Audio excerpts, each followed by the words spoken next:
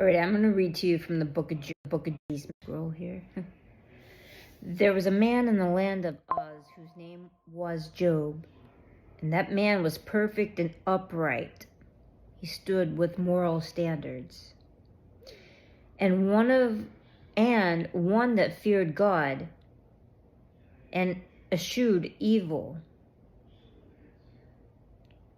There was born unto him 7 sons and 3 daughters. His substance was also 7,000 sheep, 3,000 camels. He was Middle Eastern. 500 yoke of oxen, 500 she-asses, and a very great household, so that this man was the greatest of all men in the East. And his sons went out and feasted in their house, and every one in that day, in his day, and sent and called for 3 sisters to eat and to drink with them. And it was so that the days of their feasting were gone about, that Job sent and sanctified them, and rose up early in the morning, and offered burnt offerings according to the number of them. And for Job said, "It may be that my sons have sinned and cursed God in their hearts." Thus did Job, therefore did Job continually.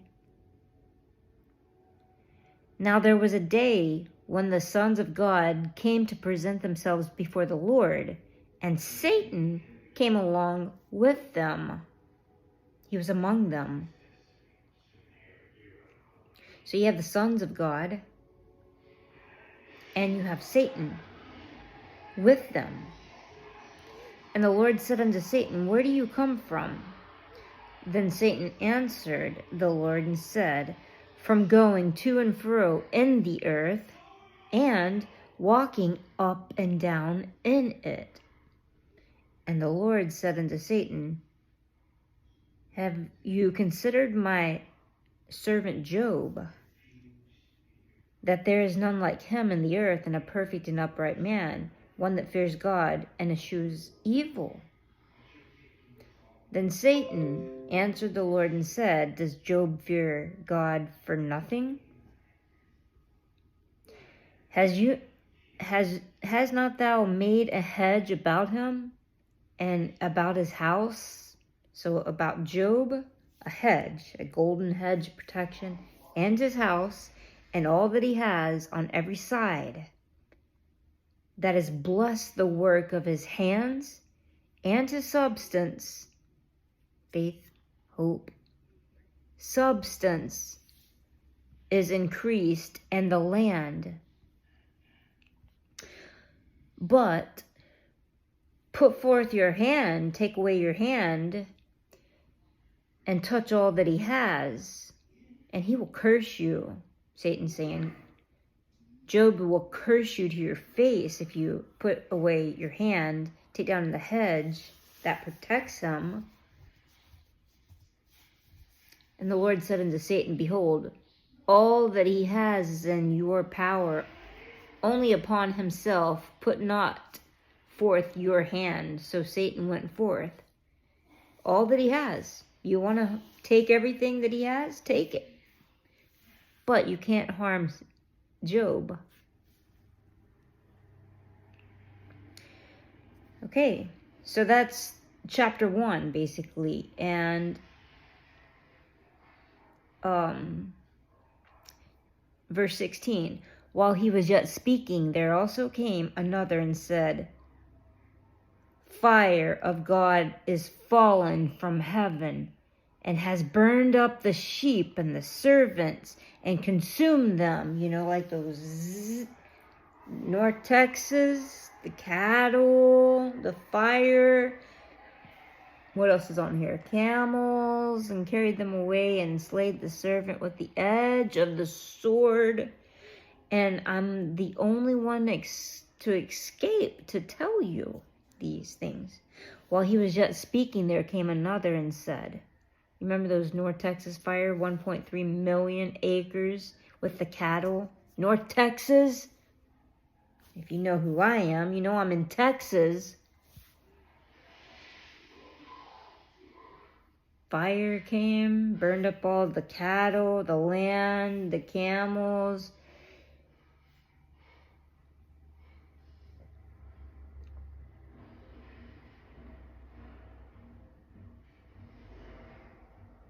And in all of this, Job arose and he ripped his mantle, tore it in two, and he shaved his head, and he fell down upon the ground and worshiped God, Jesus. And he said, naked came I out of my mother's womb, and naked I shall return. The Lord gave, and the Lord has taken away. Blessed be the name of the Lord. In all this Job sinned not, nor charged God foolishly. Chapter 2. This is the first test for Job. He took away a lot of cattle, a lot of land. Now what? There was a day when the sons of God came to present themselves before the Lord, chapter 2. Satan came along with them again. He's among the sons of God. He's among the righteous. And the Lord said unto Satan, where did you come from? And Satan answered the Lord and said, from going to and fro the earth, walking up and down it. And the Lord said unto Satan, again, here we go again with the same story. Have you considered my servant Job? My servant. Not my righteous man, not my saint, my servant. Have you considered the one who's serving me? There's none like him on this earth, and a perfect. There's nobody like Job, God's saying. He's a perfect and upright man that fears God, and he eschews all evil. Still, he holds fast his integrity and all that moves me against him to destroy without cause. Satan answered the Lord and said, skin for skin. All that a man has, he will give for his life. But take away your hand, touch his bone, his flesh, and he will curse you. Touch his bone, his flesh, and he will curse you. The Lord said unto Satan, behold, he's in your hand, but save his life. Isn't that very interesting? Jesus is telling, take away, touch his bone and his flesh, and he will curse you to your face. Touch his bone.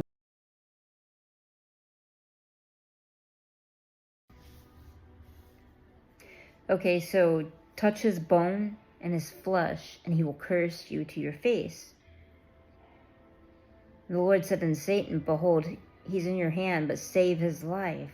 So Satan went forth from the presence of the Lord and smote Job with sore boils from his sole of his foot unto his crown. And he took him with potsherds to scrape himself withal, and he sat down among the ashes. Then his wife came to him and said, do you still retain your integrity? Curse God and die. His wife saying this. But he said unto her, you speak as one of the foolish women speaks. What? Shall we receive good in the hand of God, and shall we not receive evil also? In all of this, Job did not sin with his lips. Now when Job's 3 friends heard all of this evil that come upon him, they came, every one of them from their own place. They all came towards him. Okay, when they heard about it, they all suddenly started coming towards where Job was at. Eliphaz the Temanite, Bildad the Shuhite, Zophar the Naamathite, for they had made an appointment together to come to mourn with him and to comfort him. And they lifted up their eyes afar and knew him not. They lifted up their voice and wept, and they rent everyone his mantle and sprinkled dust upon their heads towards heaven. So they sat down with him upon the ground 7 days and 7 nights, and none spoke a word unto him, for they saw that his grief was very great. Chapter 2. Here's chapter 3. After this opened Job's mouth, and he cursed his day. And Job spake and said, Let this day perish wherein I was born, and the night in which it was said, There is a man-child conceived. So this is a prophecy. Man-child. Okay? The day that this,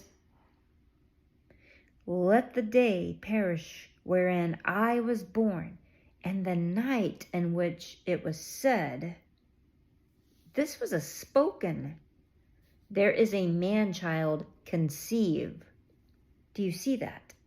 That's chapter 3 of Job. And let that day be darkened. Let not God regard it from above, neither let the light shine upon it.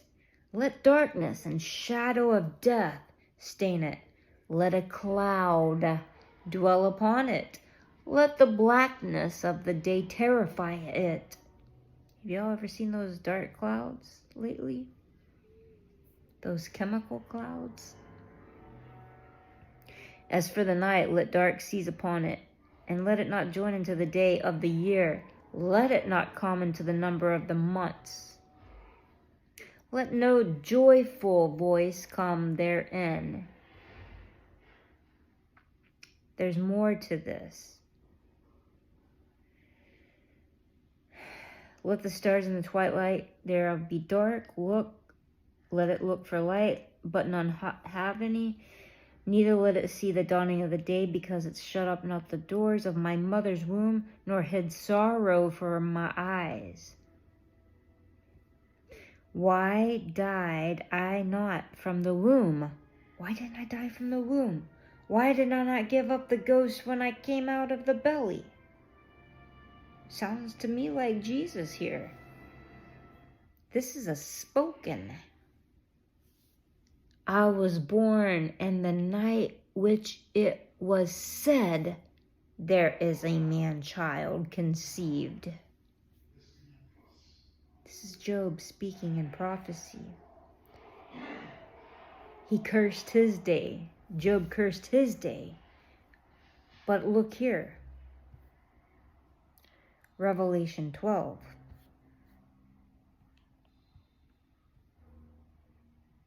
Here's a woman in picture. And there appeared a great wonder in the heavens. In the heaven, a woman. Remember, Satan was among the sons of God. Okay? And Satan is also in this Revelation 12. And here's a woman. Now, she is clothed with the sun, which represents the man, and the moon. She's clothed in both man and woman. She's clothed with the sun and the moon under her feet. And upon her head, a crown of 12 stars. She is somebody like Son of Man in Revelation 1. Who is this that we see appearing with flame in his eyes? Appearing like the Son of Man. Revelation 1. read the fuller description.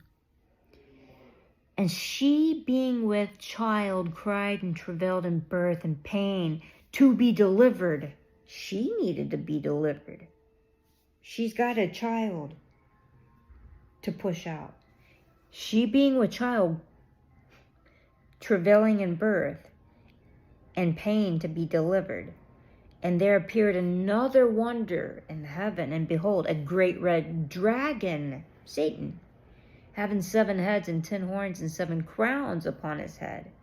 And the tail drew a third part of the stars of heaven, and cast them to the earth. And the dragon stood before the woman, which was ready to be delivered,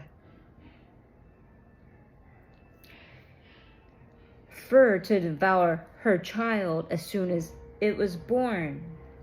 And she brought forth a man-child. A man-child, like the one spoken about, conceived. And Job 3, when he cursed his life. Here's a woman now, clothed with the sun and the moon. Man and woman clothed together, given birth as one. And she is the one that needs to be delivered, because she flees into the wilderness. So in one aspect, you're seeing it in the heaven, but it drew the third part of the stars and cast them to the earth.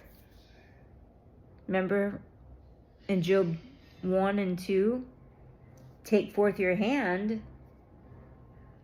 that hedge. Okay, now in the heaven realm, they're cast down and they're on earth, because it says the dragon and his stars are on earth. And speaking, kind of like Satan talks about, and he was cast into the earth, and his angels were cast out with him. Now we got the Antichrist here with the woman. She's hiding. She's on earth too.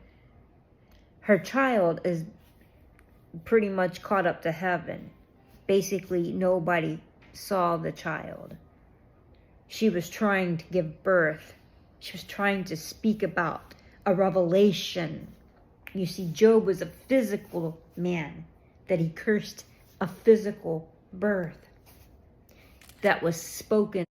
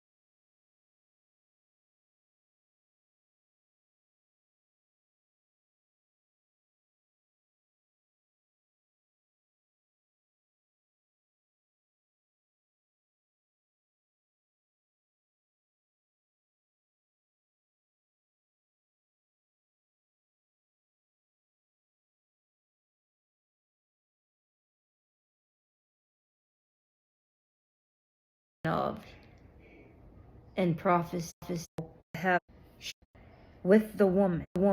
In Job, it was just Satan.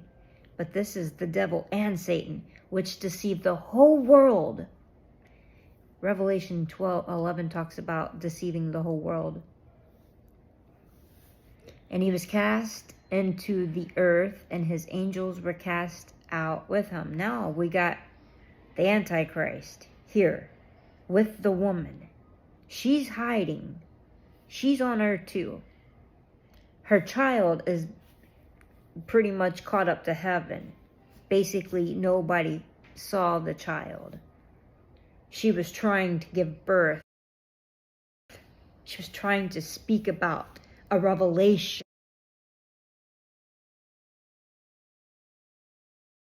Physical man, that he cursed a physical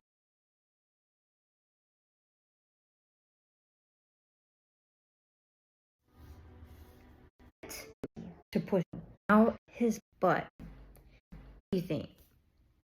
That caught up into heaven, but she's brought forth the man-child. That means that she has a revelation of what is to come. What is and what is to come. And the woman was given 2 wings of a great eagle. And to the woman were given 2 wings of a great eagle. Oh.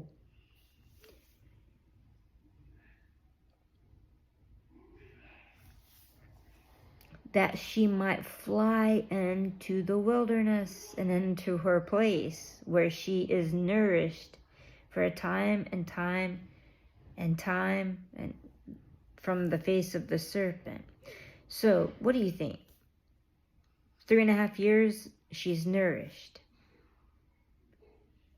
from the face of the serpent. She won't be able to see him. He won't be able to see her. The serpent cast out of his mouth water as a flood after the woman, that he might cause her to be carried away. So the earth was wroth with the woman and went to make war with the remnant of her seed, which keeps the commandments of God and have the testimony of Jesus Christ. So basically, you know the Word of God, you kept the Word of God, because a time you are nourishing the Word, no matter how many Bibles they get rid of, burn even. When you consume, the Word is like a fire shut up in your bones, right? The devil's mad because these are people you can't be messing with. They won't be a part of the robot plan. They will be here when the one with the iron scepter returns. The man-child, not the one that Job cursed. But see, Satan is able to go after Job and all that he has. But because of Jesus and the restoration, some of you might be seeing a greater picture now.